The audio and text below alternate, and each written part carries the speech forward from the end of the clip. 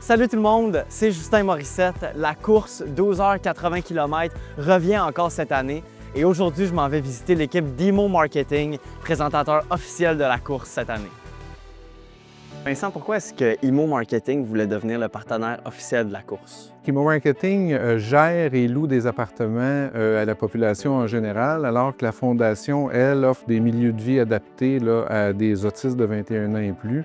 On trouvait vraiment que la mission de la Fondation et la mission d'Imo Marketing avaient quand même des points en commun qui nous touchaient beaucoup. Là, on est très fiers d'être associés à cet événement-là.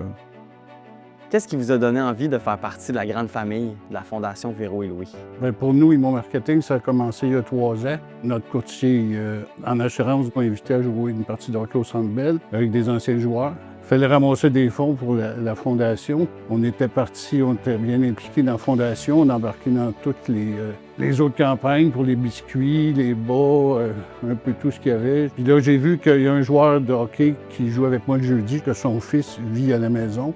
Puis il y a un autre gars qui joue au hockey avec moi, là, que son gars aussi est autiste. Fait que là, on a vu qu'il y en avait plus qu'on pensait.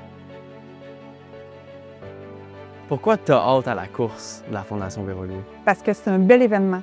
C'est rassembleur, c'est accessible à tous, c'est pour tous les âges, c'est pour tous les niveaux, ça dépend de ton propre défi. Tu peux le marcher, tu peux le courir, tu peux accompagner des gens, encourager des coureurs. Le site est bien fait, c'est animé, c'est vraiment un travail d'équipe, puis c'est pour une belle cause.